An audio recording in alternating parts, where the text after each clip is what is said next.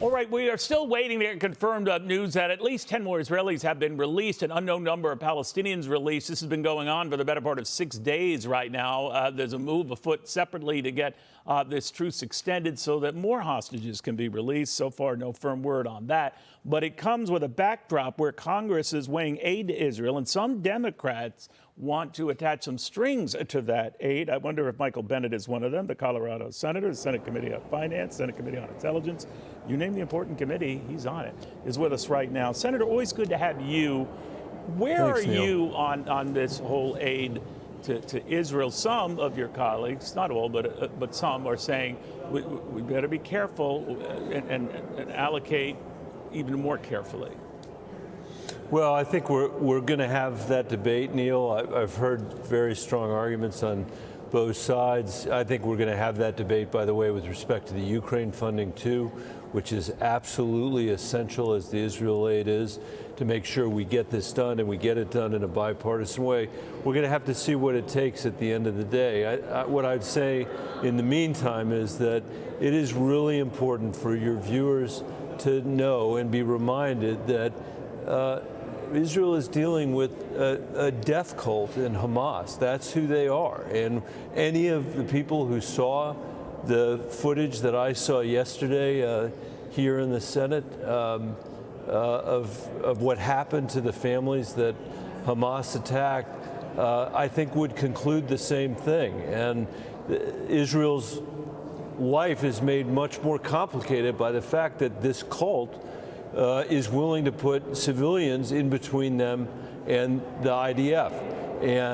And knowing that, Israel, I think for the sake of Israel and for the sake of those of us who have high aspirations for democracy, is going to have to try to meet the highest standard possible in its conduct of this war.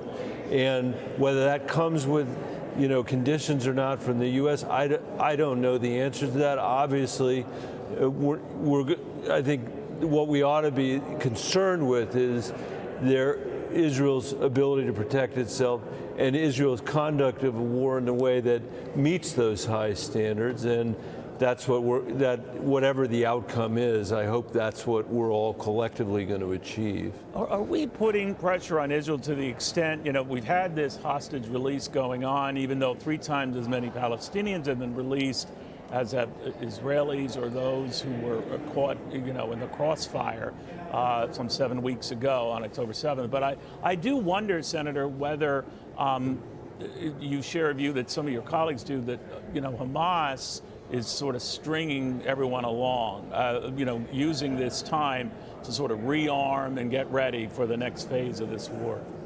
I don't have any doubt that that's what they're using this for, and everybody should be clear-eyed about it. That is what they're using this for. And they know the agony that Hirsch's mom, the woman that you just had on this program, is going through. People that you don't even know if their loved ones are still alive. Or today, some people learned that their infants had been killed. She doesn't know. And if you listen to the families of hostages, what they've said to the Israeli government, and quite rightly, this is what all of us would say, is our priority is to get these hostages out. And as a result of that, we've been able to reach, the Israelis have been able to reach an agreement to suspend the conflict so that the hostages can be released, even under the circumstances that you're talking about. And it does have to be recognized that the hostages were taken by Hamas. So you're right about that. But I think that it's the right thing to do because the hostage families have asked for it, and it is what each of us would ask for if we had a loved one like Hirsch's mom or Hirsch, if we had a loved one who had been ripped away from us by Hamas. That is very well put, Senator. I admire your calm and just stepping back and getting the big picture. Senator, very good seeing you. Thank you again.